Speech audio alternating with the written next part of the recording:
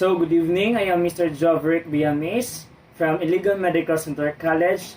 So, now I will be assessing the breast and lymphatic system doing the two techniques which are the inspection and the palpation for my patient.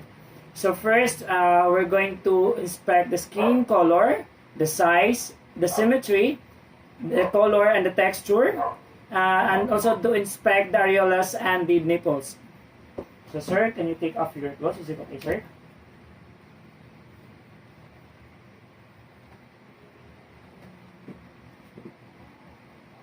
Okay, in inspecting the color of the breast of your patient, so you need to face.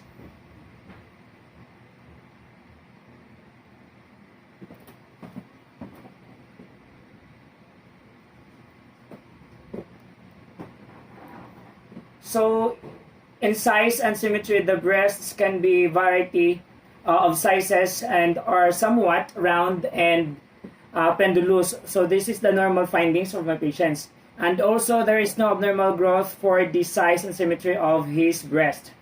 And also the color varies depending on the client's skin tone. So but my patient's skin is slightly white, and then the texture is smooth and with no edema. So areolas may vary from dark pink to dark brown, so depending on the client's skin tones. So they are round and may vary in size, so there is no redness present in his nipples. And also nipples are nearly equal bilaterally in size and are in the same location on each breast. So now I'm going to inspect for retraction and dimpling. So in inspecting the breast for retraction and dimpling, you need to inspect accurately for retraction and dimpling. So ask the client to remain seated while performing several maneuvers. So ask the client to raise his arms overhead, then press his hands. Sorry, can you do please raise your hands? Raise above, okay? And then press your hands just like this. Okay? Mama. So next, I'm going to inspect for retraction and dimpling for the breast of my patient. So in inspecting the breast accurately for retraction and dimpling, so you need to ask the client to remain seated while performing the several maneuvers. So ask the client to raise his arms overhead. Yes, sir? Okay, then press his hands against his hips. Soft sa hips na po siya, sir. Ito sir. I-press dito, sir. Press. Okay. And then next is ask him or ask your client to press his hands together. Okay. So these actions contract the pectoral muscles. So the clients, after performing the several maneuvers, the client's breast should rise symmetrically and with no sign of dimpling or retraction. So the breast of my patient is very normal. So now, next, I'm going to palpate for texture and elasticity, the tenderness and the temperature, palpate and also palpate for masses. So in palpating this one, for the breast of my patient, is take note the location, the size in centimeters, the shape, the mobility, the consistency, and tenderness. So also take note the condition of the skin over the mass. So first, you need to palpate for texture and elasticity of breast of your patient.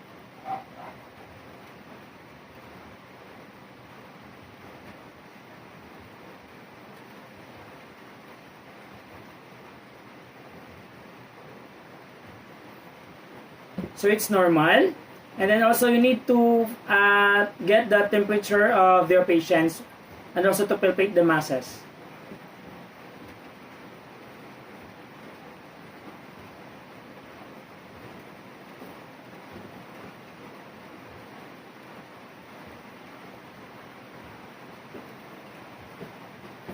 So the palpation reveals the smooth, firm, and elastic tissue. So a generalized increase in nodularity and tenderness may be abnormal findings and associated with the menstrual cycle for the women's or the hormonal medications. So breasts should be a normal body temperature. So as I observed, doing the palpation of my breast, the breast of my patient is normal. And there is no masses should be palpated. However, a firm inframammary transverse ridge may normally be palpated at the lower base of the breasts.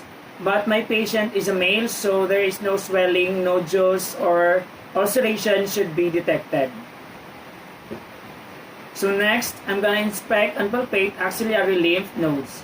So in inspecting and palpating axillary lymph nodes, so you need to ask your client to sit up, same position, and inspect the axillary the clients, and then hold the client's skin for rashes or infection. So, sir, can I have your hands? So just like this, hold the client's elbow with one hand and use the 3-finger pads of your other hand to palpate firmly. So here, the axillary lymph nodes.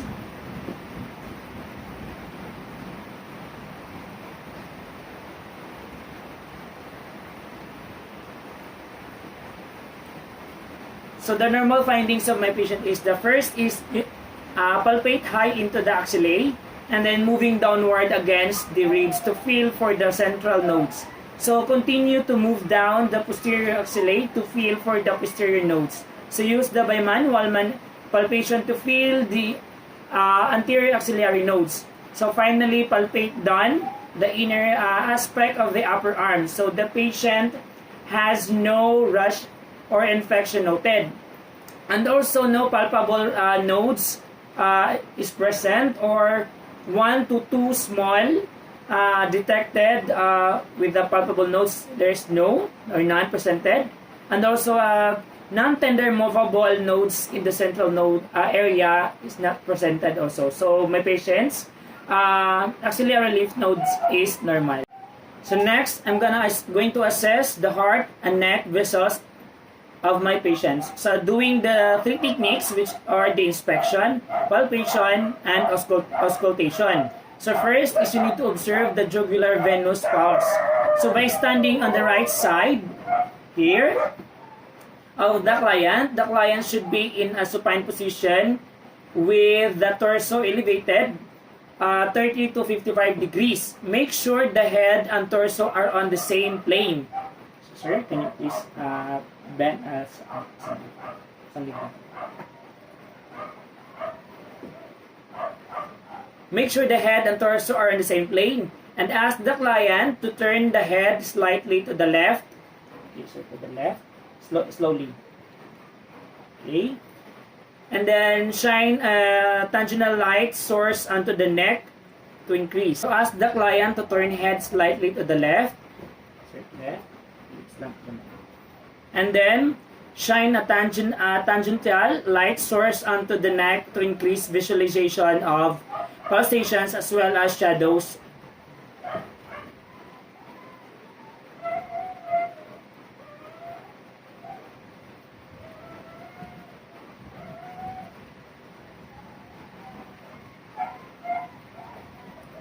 And then next, inspect the suprasternal notch of the area around the clavicles for pulsations of the internal jugular veins.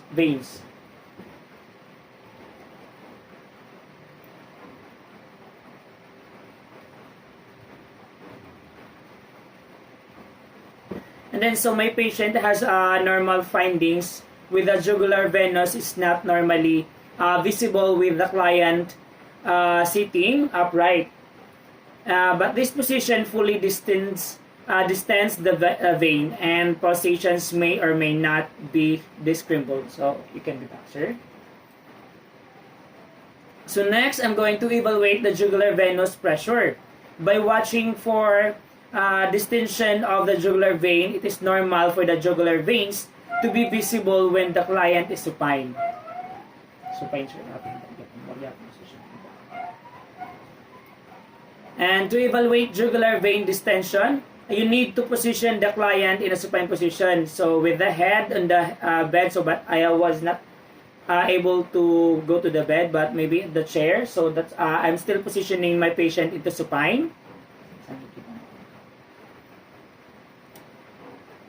And at each increase of the elevation, have the client's head turned slightly away from the side being evaluated. So using tangential lighting, observe for distension, protrusion, or bulging.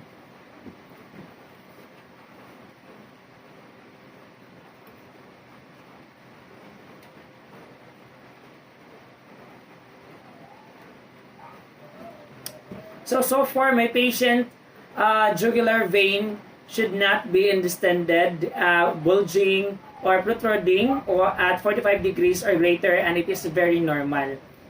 So next, in assessing breast and lymphatic system, I'm going to palpate the carotid arteries. So in palpate each carotid artery alternately by placing the pads of the index and middle fingers, which is this one, and then the pad, middle fingers medial to the sternocleidomastoid muscle on the neck.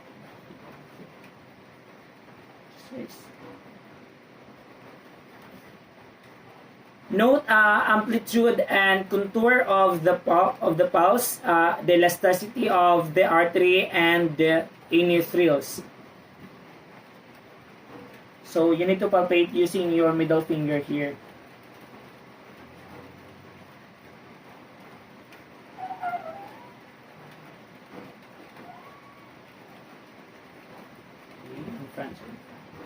In front.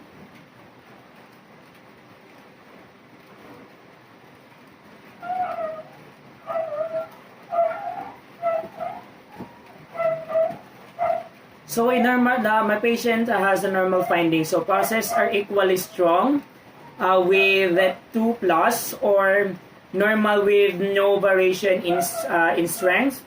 From beat to beat, so the contour is normally smooth and rapid on the upstroke, and slower and less abrupt on the downstroke. So the strength of the pulse is evaluated on a scale from 0 to 3 as follows. So when you going to scale, 0 is absent, means absent, 1 is weak or diminished, and then 2 plus is normal, and then the 3 plus is bounding. So the arteries are elastic and no thrills are noted. So my patient's carotid arteries are very normal. So next, I'm going to auscultate the heart rate and the rhythm. So in auscultating the heart rate and rhythm, place the diaphragm. I have here the stethoscope, using the stethoscope.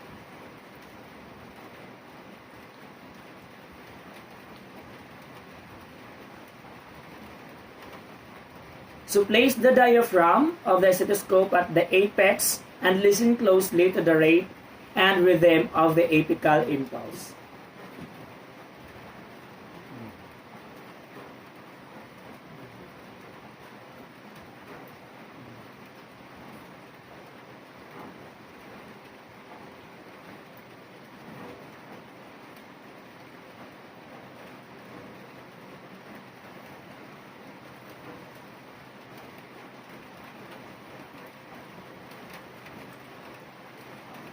So far, the normal findings of my patient is rate should be 60 to 100 beats per minute.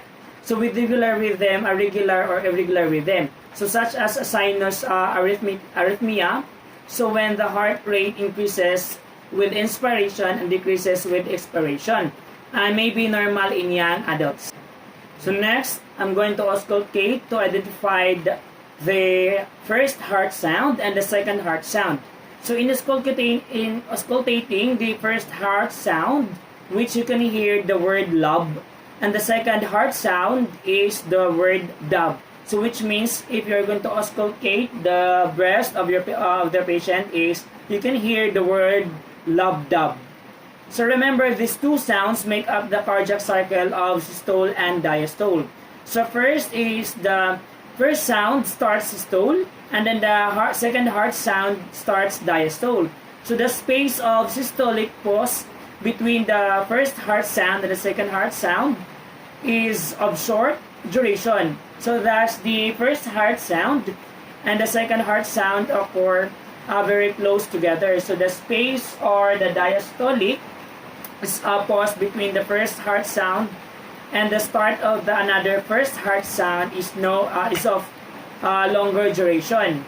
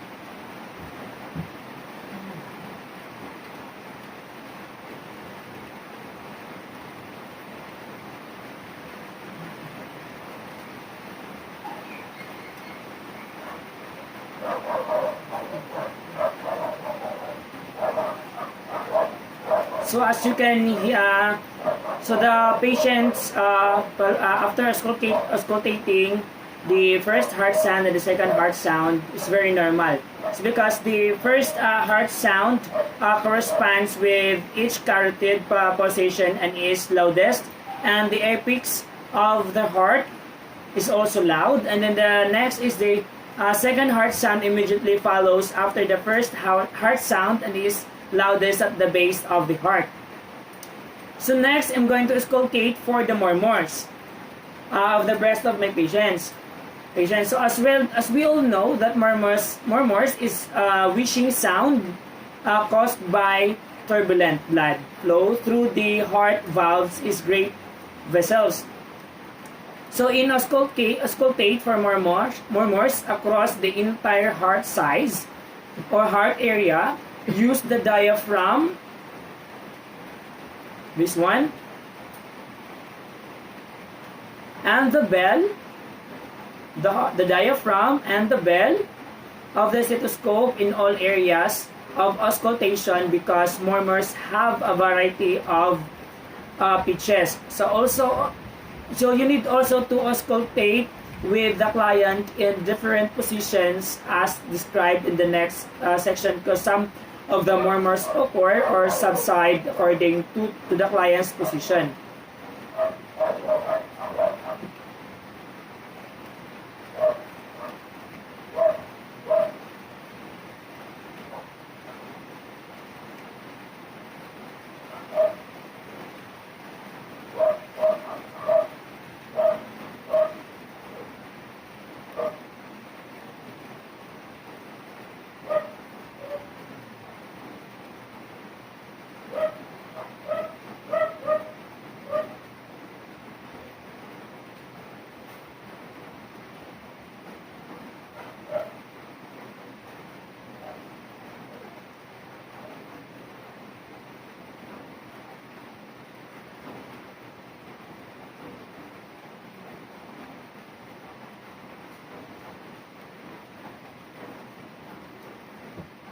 So far, after auscultating the for murmurs of my patient, normally no murmurs are heard, and however, innocent and psychologic mid-systolic murmurs may be present in a healthy heart.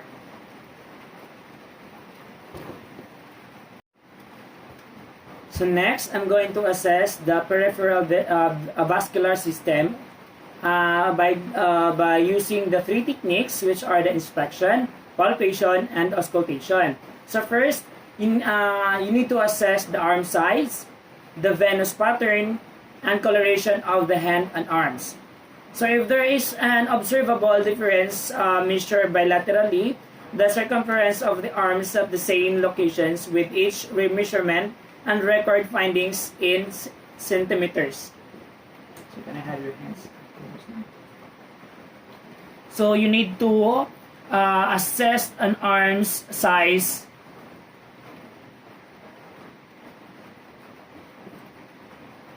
and the coloration of the arms and also the hands and the arms.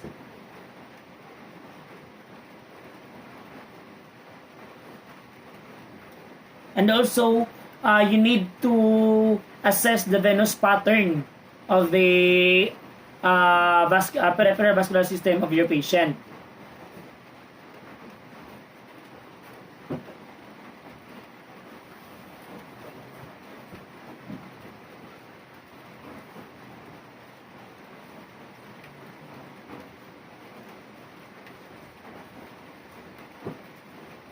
So the normal findings of my patients is arms are bilaterally symmetric with minimal variation in size and shape. So no edema or prominent venous patterning, and also the color varies depending on the client's skin tone. So the color should be the same bilaterally. So the color of my patient is normal, and also the arms, the size of the arms and the shape are very normal and bilaterally and symmetric. So next is I'm going to palpate the fingers, hands, and arms for the temperature. So in palpating the fingers, so you need to palpate doing this one.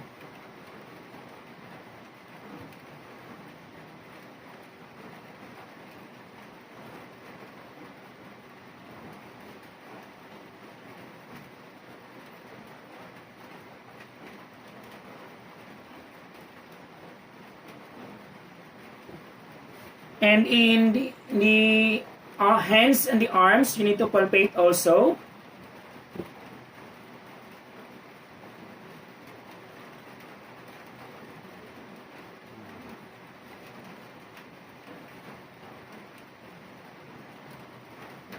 So and for also for the temperature, you need to use the back hands of your hands to feel the temperature of your patients.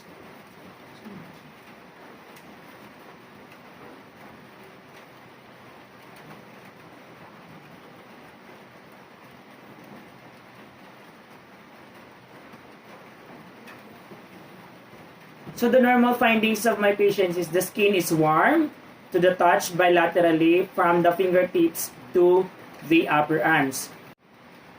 So next, I'm going to palpate the radial pulses.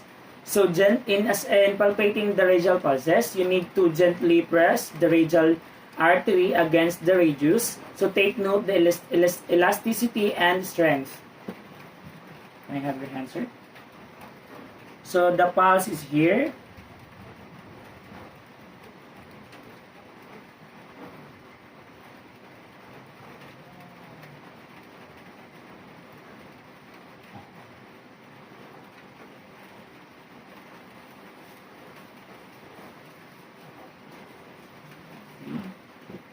And so the normal findings of the radial pulse of my patient is it is bilaterally strong, and the artery walls have a resilient quality or bounce. So next is I'm going to palpate the brachial pulse, the pulse of my patient.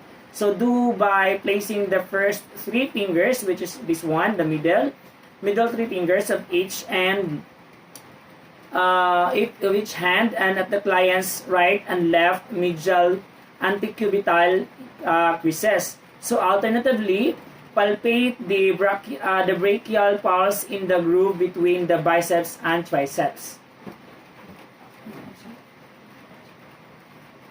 So here.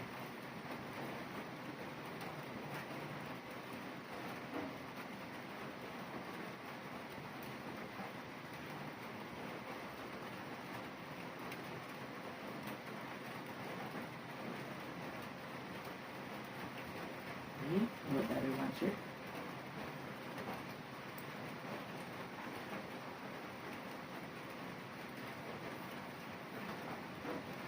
Okay. So the bronchial pulses of my patient have equal strength bilaterally, so it's normal. So next, I'm going to palpate the epitrochlear lymph nodes of my patient. So take the client's left hand in your right hand as if you were shaking hands. So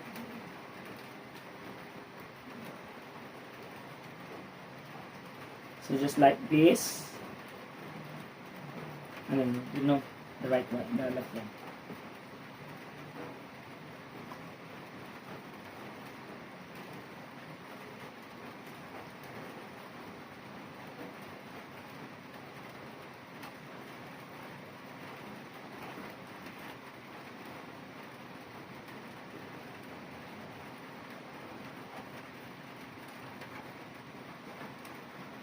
So flex the client's elbow about 90 degrees.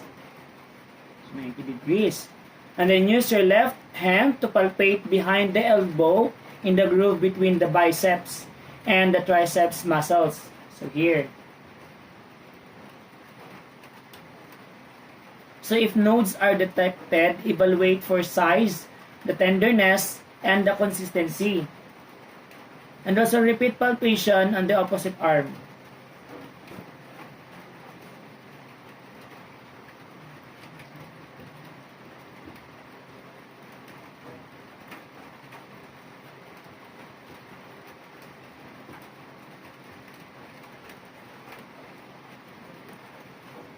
So normally, the epitrochlear lymph nodes are not palpable. So which means the epitrochlear lymph node of my patient is very normal. So now I'm going to perform the Allen test. So this Allen test evaluates patency of the radial and ulnar arteries. And Allen test is essential before arterial sampling or arterial line insertion or placement. It is implemented when patency is questionable or before such procedures as a radial artery puncture. And then the test begins by assessing ulnar patency. So have the client rest the hand, palm, side up on the examination table and make a fist.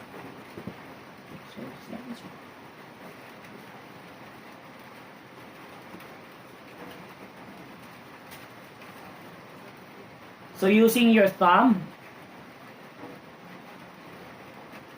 to perform the Allen test.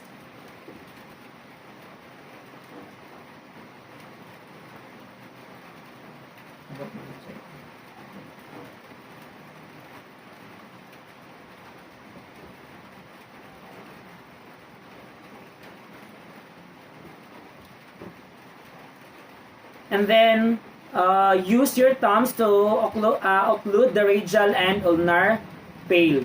So continue pressure to keep both arteries occluded and have the client release the fist. So note the palm remain pale. And then slightly open.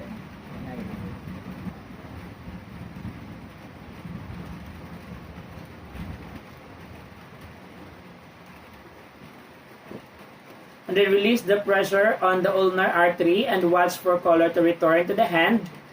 And to assess the radial patency, so repeat the procedure as before. So but at the last step, so you need to release pressure on the radial artery.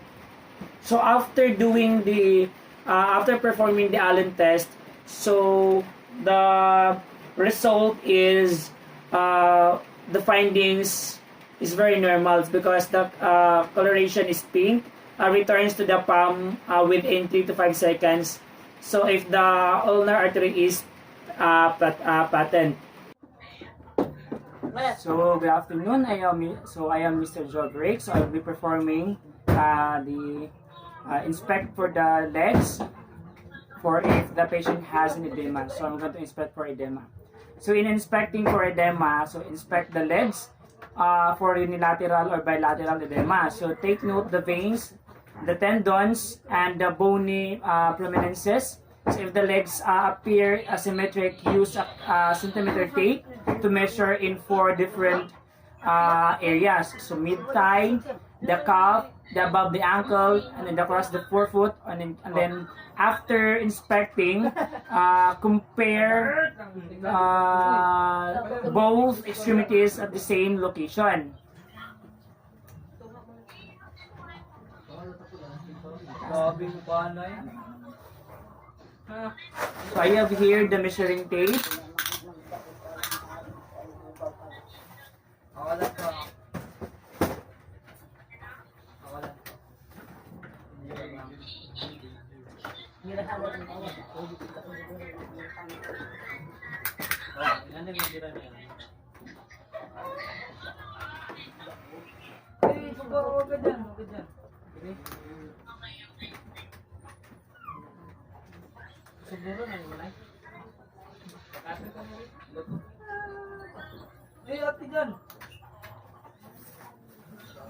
So far, when I'm doing the inspect for his legs, it's normal. There is no edema present, and then the identical size and shape bilaterally, and no swelling or no atrophy is present in his legs. And then to inspect the varicositis and thrombophlebitis, ask the client to stand cause varicose veins may not be visible when the client is supine and not as pronounced when the client is sitting. So to inspect if the patient has a varicose or the thrombophlebitis, so you need to check the feet with a stand.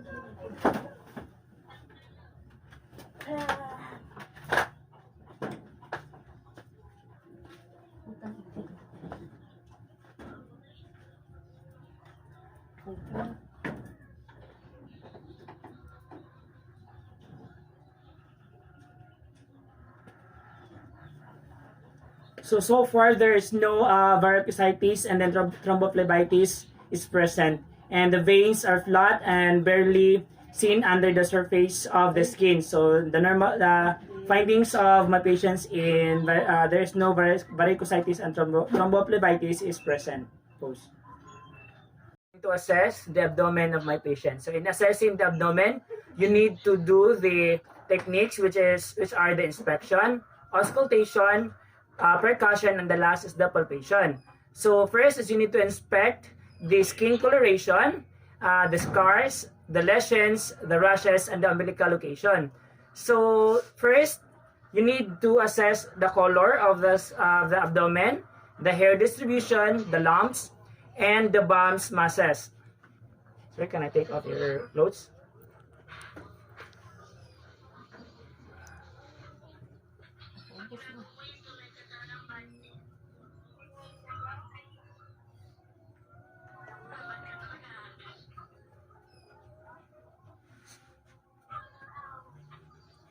So if there are any scars present, just measure it. So you also note if there is hernias, if there is any bulges, so there would be hernia present.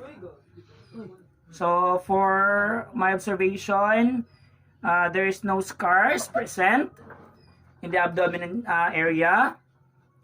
And lastly, don't forget to check the umbilicus, and make sure it is midline, so you might know some pulsations.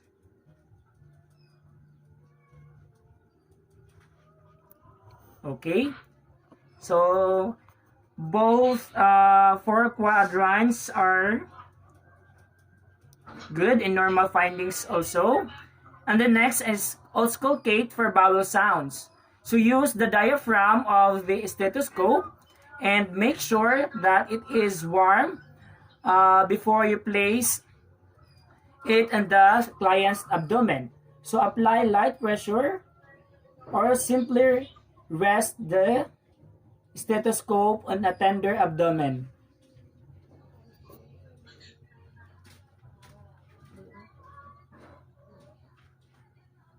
So you might begin in the right lower quadrant.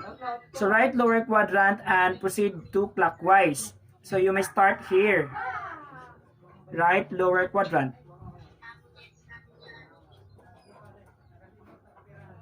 So remain Listen for at least 5 minutes before determining that no vowel sounds are present and that the vowels are silent.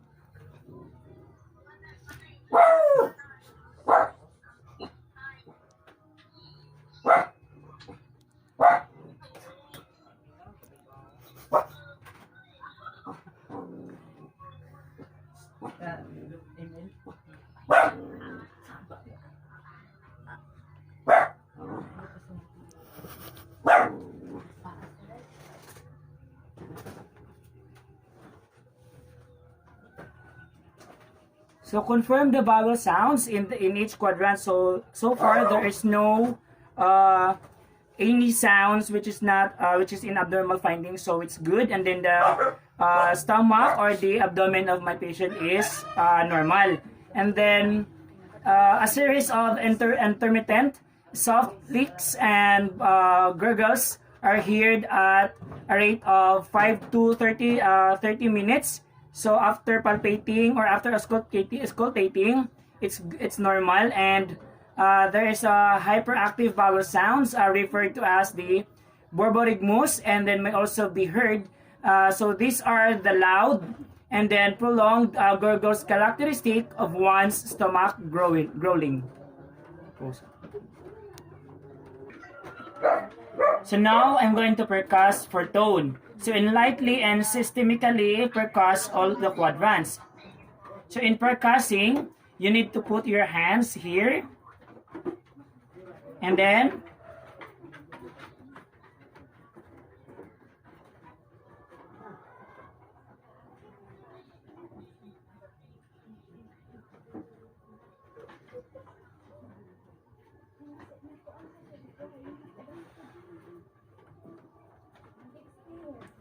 so the normal findings is the generalized tympani predominates over the abdomen because of air in the stomach and intestines. So there is no dullness is heard over the liver and the spleen. So it's very normal.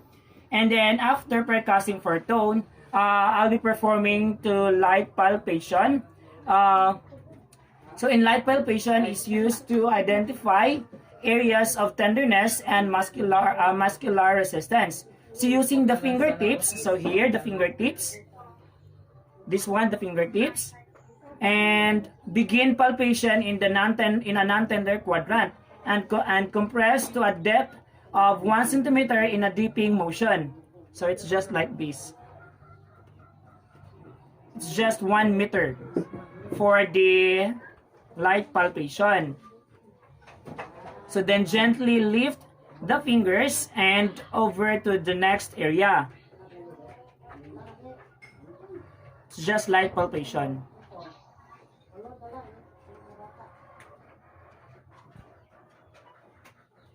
So for techniques to minimize the client's voluntary guarding or a tensing or rigidity of the abdominal muscles, usually involving the entire abdomen, and just keep on mind that the rectus abdomen's muscle relaxes on expiration.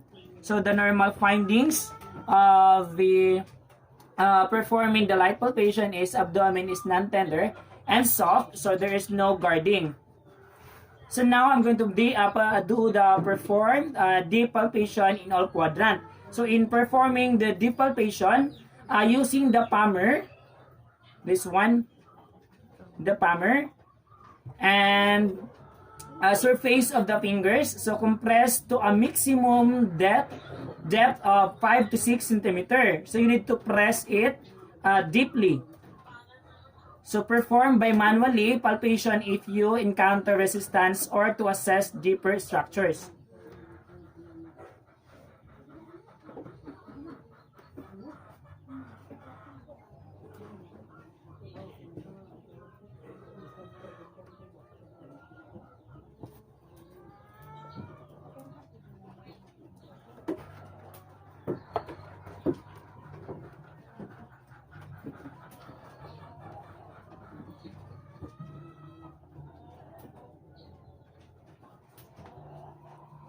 So far, the findings is normal and it's mild, and then tenderness is possible over the xiphoid, and then the aorta, and also the cecum, the sigmoid colon, and the ovary, and then the abdominal with deep palpation is very normal. So now I'm going to assess for referred rebound tenderness.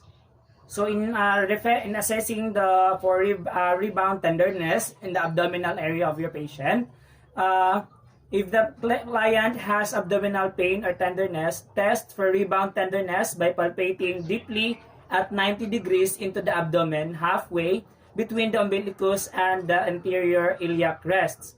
So here is the area of the umbilicus and between the anterior iliac crest. So here, it's just only a palpation.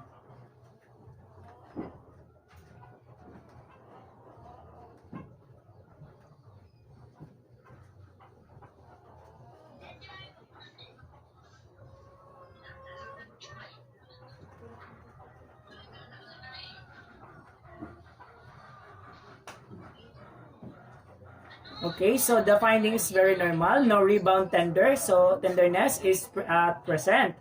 So and then next is going to test the referred rebound tenderness. So in palpate, doing the referred rebound tenderness is you need to palpate deeply in the left lower quadrant and quickly release pressure. So left lower quadrant, just remember to do this test in the left lower quadrant or the LLQ here. Just deep palpation, and then after deep palpation, remove or release. And the next, release pressure. So there is no rebound pain elicited after testing the rebound tenderness of the abdominal area of my patient. So now I'm going to assess for SWAS sign. So ask the client to lie on the left side. Left side, sir.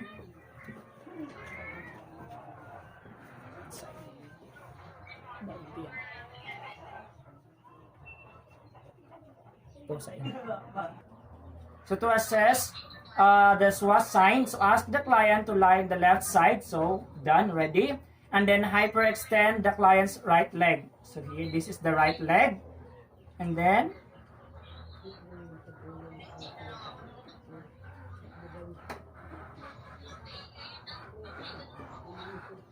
so the findings is normal, no abdominal pain is present.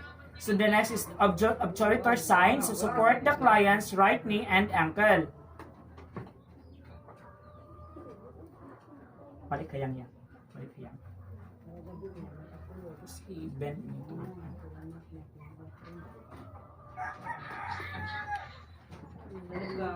Flex the hip and knee. So rotate the leg internally and externally.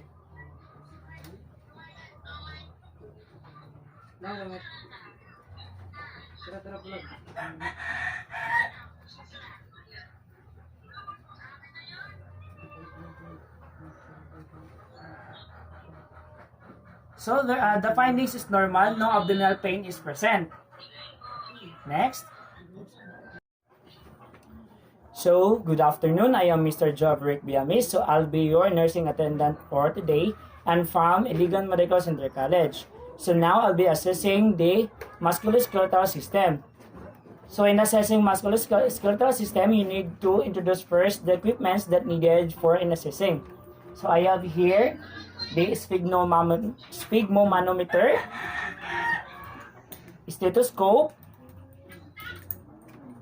the digital temperature, and checking the temperature, and then the alcohol cotton balls.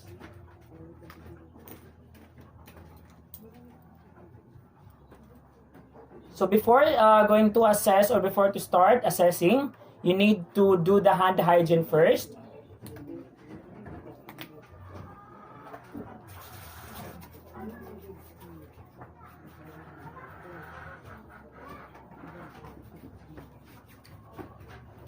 So, sir, good afternoon. I am Mr. Jogrig. I'll be your nursing attendant for today. So, how are you, sir? Okay, so it's nice, sir. I'm going to perform, sir, for you. First, the vital signs.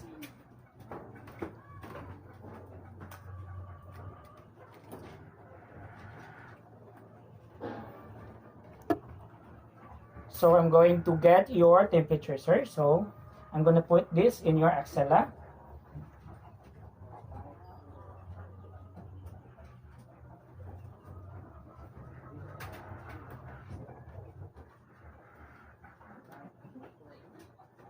And then, your pulse.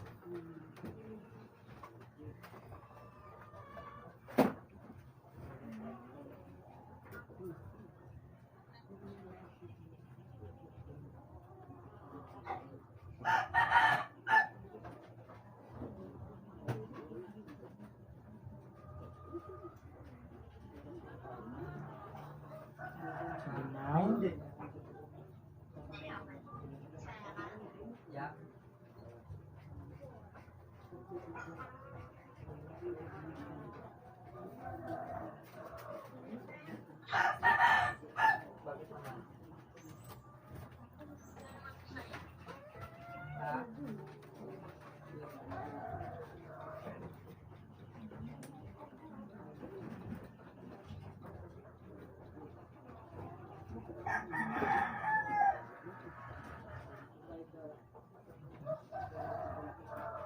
sir, so you have 36.3 degrees Celsius, so your temperature is normal.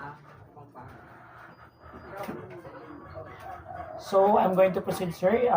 Your BP or blood pressure, sir. Can I have your hands, please?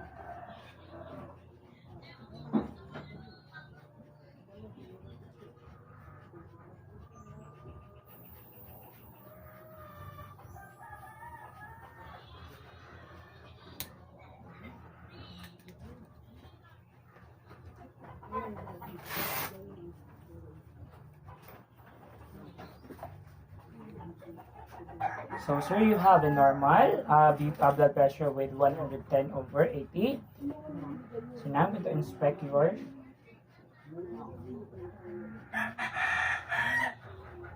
So the musculoskeletal system of my patient is normal. So for that inspection, sir, so far the normal is all right. So I'm going to give you a screening crash one, so you can answer it honestly. So you have any pain or stiff neck, like in your back, in your arms? Do you have, sir? Okay.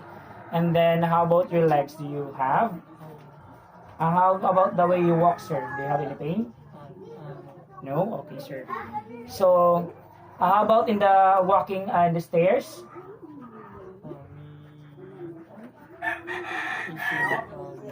Okay. So that's good. So thank you so much, sir.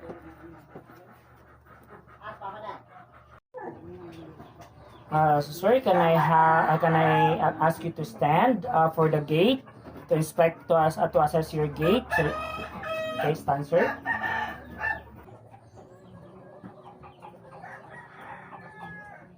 Again, sir. Back. One more, sir.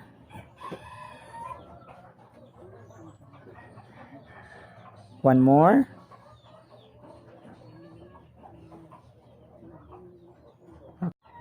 So, sir, I'm going to ask you to walk using your tip of your feet, Normally, walk normally using your tip of the feet. Okay, one more.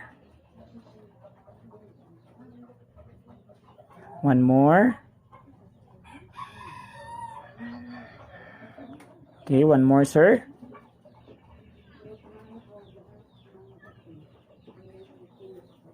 Okay.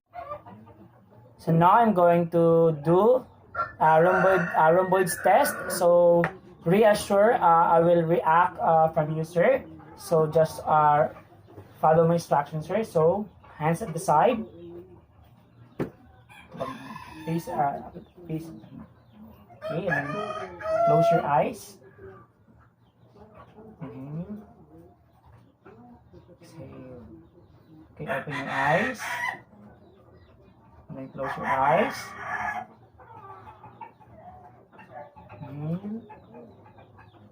Exhale. Then open your eyes. So, after testing the rhomboids test, it's normal. So, thank you, sir. So, I'm going to proceed now to the upper extremities. And this first, I'm going to inspect the muscles.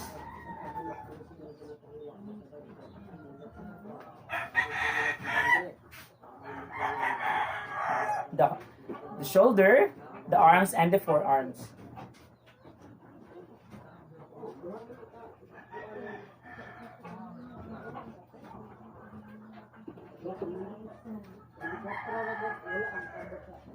So now let's proceed to the upper extremities.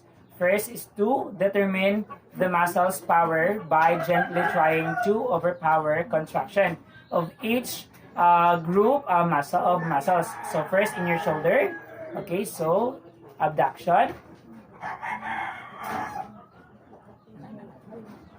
Abduction, that this is shot, and then abduction deltoid here, the biceps, and then abduction trapezoid here in the shoulder, and your elbow. So now let's proceed to the elbow flexion biceps.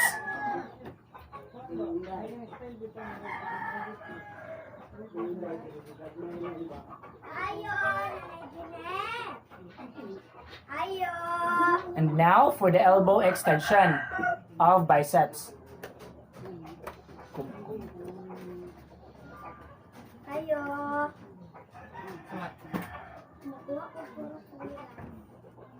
So now for the wrist flexion.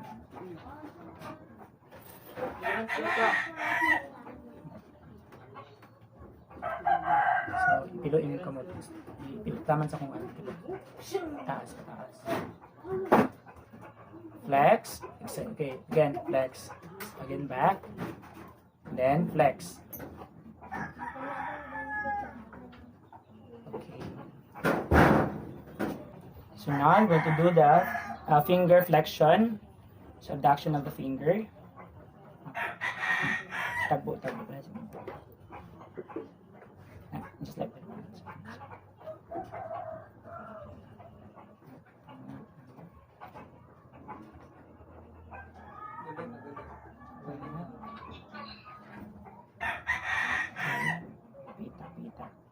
Pita. Next.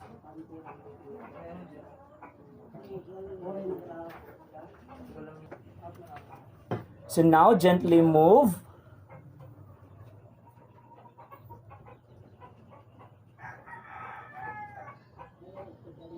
And then the triceps.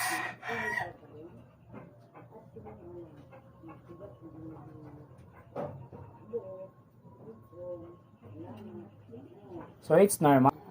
So now let's proceed to the neck and range of motion for inspection. Identifies various process of cranial 7. So observe trapezoid and thermomastoid muscles. So now let's proceed to the palpation. So far, for the palpation, feel each spinous spot and process looking for 4 areas.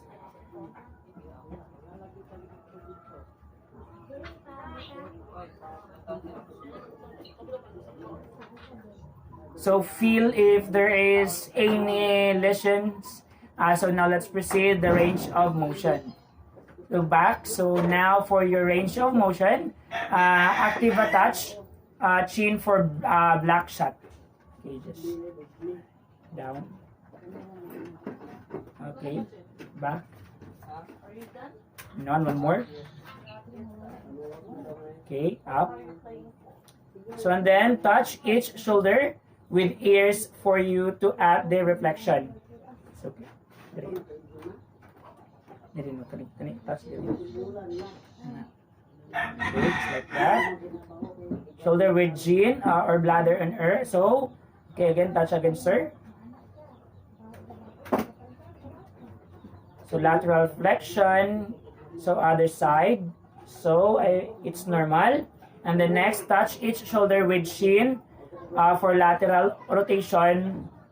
So chin to shoulder, sir. Chin to shoulder. Lateral rotation. Okay. Toyo.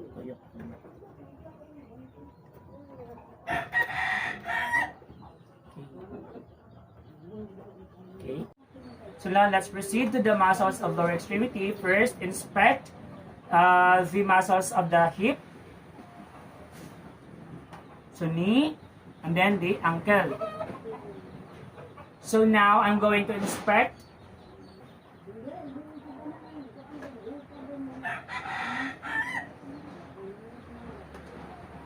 so the next we're going to palpate the hip, knee, and the ankle. So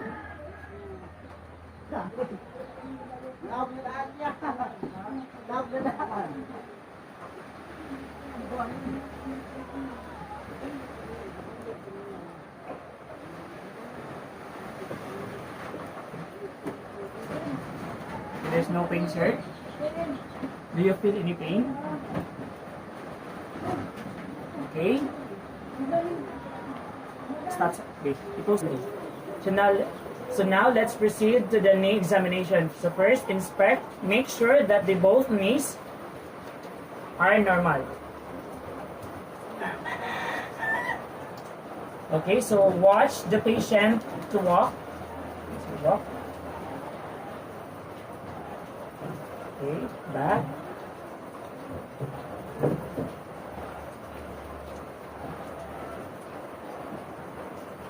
Again.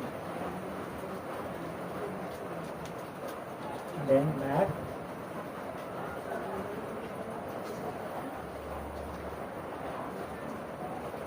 Pause. Play. So in this time, we will check if there is an evidence of atrophy of the quadriceps. So hamstring or calf muscles. So group of knee problems. Pain or can be limit the use of the affected leg. Leg leading to the wasting of the muscles. So now, the hamstring extension, quadriceps, okay, short, small flexion, pause. Play. Play. Okay, flexion of the legs.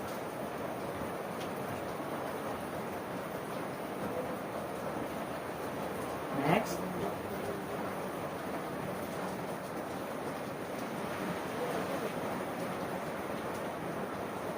So the flexion of the ankle, the feet.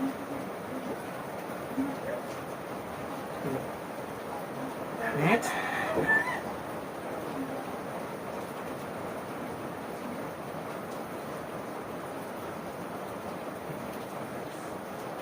Another one. Another one.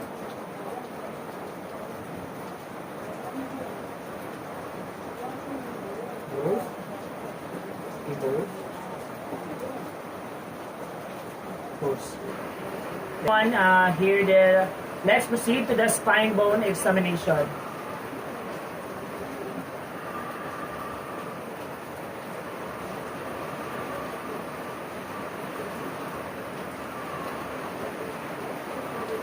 So, are you aware, sir, for any sort of spots about the spinous process?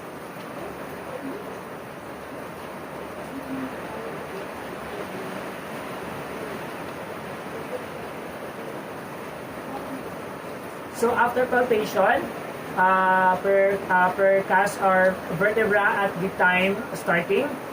So from the head.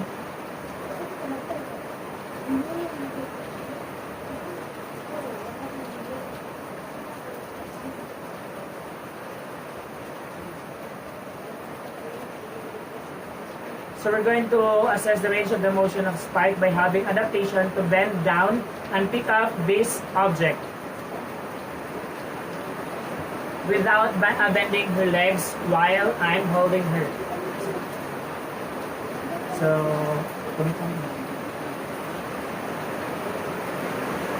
ayaw tulog. Unita, ayaw tulog. Unita, ayaw tulog. Unita. Okay. So far, it's normal, and then now. So his hips is okay. So gently. So check the postures. Look for straight lines across the body parts. So after checking the posture of my patient, as the last part, I need to wash my hands, and I proceed to my documentation. So that is for. Sure, thank you. That is for today. Okay. So thank you. So now I'll be doing the neurological assessment. So before doing the procedure, so do the hand hygiene first to avoid micropenis and transmission to your patient. So now, sir, I'm going to do an assessment for your cranial nerves. So can you stand, sir?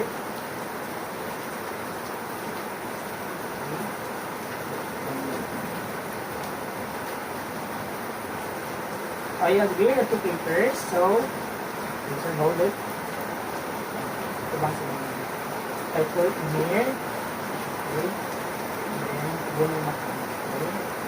So, just tell me, just look at me straight, and then just tell me if you see my hands, and then just look at me straight. Just say yes if you see.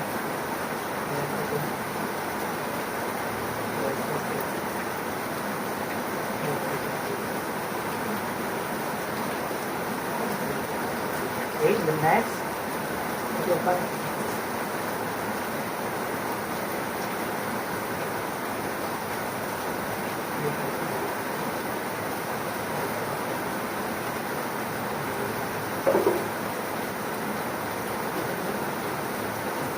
so far, your cranial nerve 1 is good. So now, sir, now. So now I'm going to assess the cranial nerve 2, 3, 4, and 6. So just follow the Spencer, so where it is to go. So just only the eye.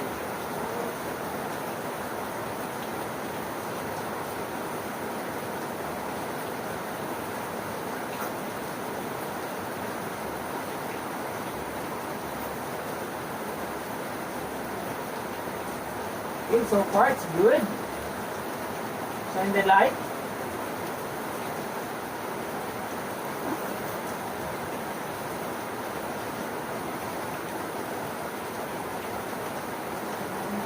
Okay, it's good.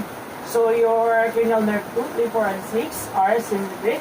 So now I'm going to assess your cranial nerve 5, which is the movement of the face. So smile. Okay, prone. Okay, smile with your teeth. Okay, so far your cranial nerve 5 is normal and then is symmetric. So now I'm going to assess your cranial nerve 7. So lift your eyebrow up and down. Your eyebrow. Up. And down. Up. And down. And then smile with the eyebrow. And then with prone the eyebrow, just like that. Okay. So now, squint your eyes, just like this. Okay, it's good. Okay, so your cranial nerve 7 is symmetric and it's normal. So now I'm going to assess your cranial nerve 8, whispering words. So just respond what I am saying to you. So I'm just gonna whisper you a words. Then say it to me if what word is it. Okay? Good afternoon. Okay, that's good. Hello. Okay. Your cranial nerve 8 is okay and normal, so there is no any abnormal findings. And then your next is your cranial nerve 9 and then cranial nerve 10. So in the opening of the mouth, wide. Make it wide, sir. Say ah. Say ah. Okay. So that's good. So your cranial nerve 10 and then 9 and 10 is symmetric and it's normal. So now I'm going to assess the cranial nerve 11, which is the shoulder up and down. Up, down, up, down. Okay. Your cranial nerve 11 is intact, so that's good. It's normal. So now I'm going to assess your cranial nerve 12. So stick your tongue. Let out your tongue. Again. Again. Okay. Your so your tongue, it should be in the midline, so it's normal. Cross. So now I'm going to assess the muscles of the feet. Picture up. 1, 2, 3, 4, 5. Down. The next. 1, 2, 3, 4, 5. And the next. Okay. 1, 2, 3, 4, 5. 1, 2, 3, 4, 5. 1, 2, 3, 4, 5. Okay. So now I'm going to assess. Sit down. Okay. Now I'm going to assess the tendon, tendon reflex of the bone of maltation. Okay.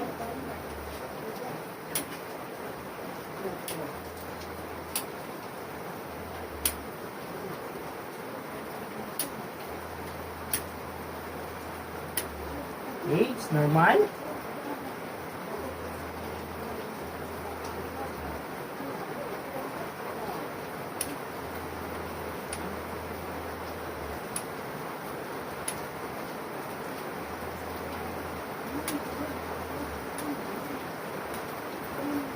Other side.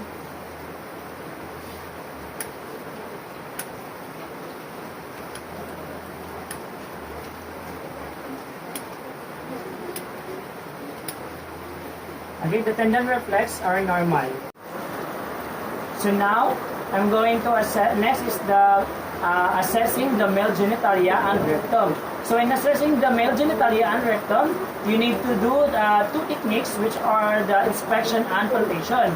So first, you need to inspect, before you proceed doing the assessing the male genitalia and rectum, so you need to do the hand hygiene first.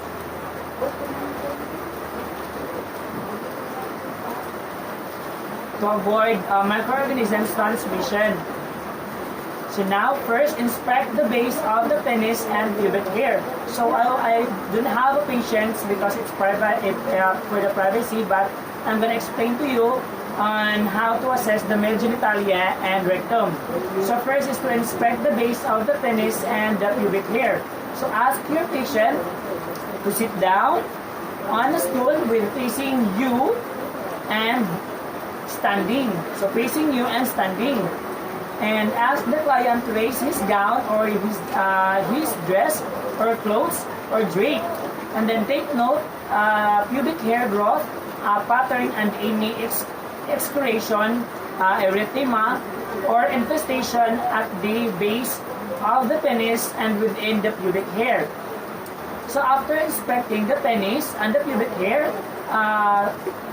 if there is normal findings, so the pubic hair is coarser than scalp hair, and then the normal pubic hair covering the entire groin area, extending to the medial thighs and up the abdomen toward the umbilicus, and the base of the penis and also the pubic hair are free for excoriation, erythema, and infestation. So next, inspect the skin of the shaft. So, in inspecting the skin of the shaft, observe for rashes, lesions, or lumps. So after inspecting, so the normal findings of the skin of the shaft is the skin of the penis is wrinkled and hairless, and it is normally free or rashes, lesions or lumps. The genital, if your patient has a genital piercing, is becoming more common, and nurses may see male clients with one or more piercings of the penis of your client. So next is inspect the glans penis. Observe the size, the shape, and lesions or redness. So the normal findings of this is the gland size and shape vary, appearing rounded, broad, or even pointed.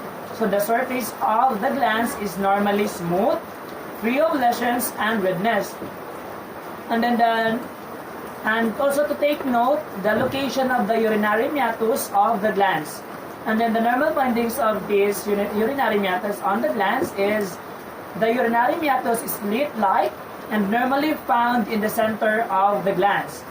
So now, next is to palpate the shaft, and then palpate any abnormalities noted during inspection. So also note any hardened or tender areas. After palpating the shaft, so the normal findings is the penis in a non-erect state is usually soft, flaccid, and non-tender. So the palpate for urethral discharge, gently squeeze the glands between your index finger and thumb, and then the normal findings is the urinary meatus is normally free of discharge. So next is inspect the size, shape, position of the scrotum. So ask the client to hold his penis out of the way. So observe for swelling, lumps, or any bulges. So the normal findings of this is the scrotum varies in size according to the temperature of the penis, and then the shape, and also the scrotal sac hangs below or at the level of the penis. So the left side of the scrotal sac usually hangs lower than the right side. So thus, inspecting the scrotal skin, observe color, the integrity, and lesions or rashes. So to perform an accurate inspection, you must spread out the scrotal folds or the rugae of the skin, and then lift the scrotal sac to inspect the posterior skin. So the normal findings of this inspecting the scrotal skin is it is thin and rugated, or what we call the crinkled, so with little hair dispersion. So the color is slightly darker than the penis. So the lesions and the rashes are not normally present. However, sebaceous cysts are normal findings also. So after doing the inspection for the male genitalia and rectum, so now let's proceed to palpate the palpation. So now palpate the scrotal contents. So in palpating the scrotal contents, palpate each testis and epididymis between your thumb and the first two fingers, this one. Note the size, the shape, the consistency, the nodules, the masses, and the tenderness. So the normal findings of after palpating the scrotal contents is testes are ovoid, approximately 3.5 centimeter to 5 centimeter long, and then 2.5 centimeter wide and 2.5 centimeter deep, and equal bilaterally in size and shape. They are smooth, firm, rubbery, mobile, free of nodules, and rather tender to smooth, and softer than the testis. So after palpating the scrotal contents, so now let's proceed to inspect the perianal area. So in inspecting the perianal area, spread the client's buttocks and inspect the anal opening and surrounding are for the lumps and ulcers. So the normal findings of after inspecting the perianal area is the anal opening should appear hairless, moist, and light and tightly closed. So the skin around the anal opening is coarser and more darkly pigmented. So this surrounding perianal area should be free of redness, lumps, ulcers, and the lesions and the rashes. So now let's proceed to assessing female genitalia and rectum. So again, in assessing the female genitalia and rectum, let's do the two techniques, which are the inspection and palpation, same as the assessing the male genitalia and rectum. But first, you need to do the hand hygiene first.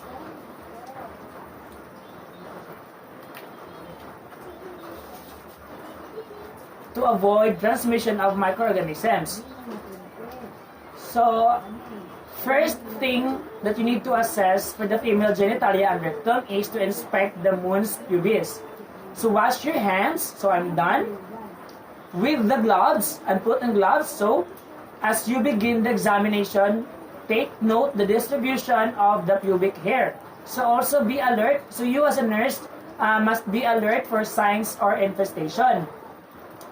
So after inspecting the mons pubis of the female genitalia and rectum, the normal findings of this one is the pubic hair is distributed in an inverted triangular pattern and there are no signs of infestation. So it's very normal. So next is to inspect the labia minora of the female genitalia and rectum. So use your gloved hand to separate the labia majora and inspect for lesions, excoriation, swelling, and or discharge.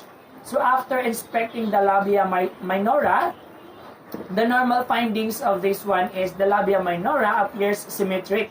So it is also dark pink and moist. So that is the normal findings of after inspecting the labia minora of the female genitalia and the rectum. So next is inspect the labia majora and perineum of the female genitalia and rectum. So observe the labia majora. So the normal findings of this one is the labia majora are equal in size and free of lesions. So free of swelling, free of excoriation, and also a healed tear or episiotomy scar may be visible on the perineum. So if the client or if your client has given birth or has a baby already, given birth, so the perineum should be smooth. So just always remember that thing to your patient. So next, after inspection technique, so you need to do the palpation technique. So palpate the urethra of the female genitalia on the rectum of your patient. So if the client reports urethral symptoms or urethritis, or if you suspect inflammation or skin glands, insert your gloved index finger into the superior portion of the vagina and milk the urethra from the inside, pushing up and out. Okay? Again, so insert your gloved index finger into the superior portion to the vagina and melt the urethra from the inside, pushing up and out. So after palpating the urethra of the female genitalia and rectum, so the normal findings of this one is no drainage should be noted from the urethral meatus. And then the area is normally soft and tender. So finally, I'm done with my return demonstration for the female genitalia and rectum. So hoping that you've learned a lot from my ret dem. So thank you and God bless.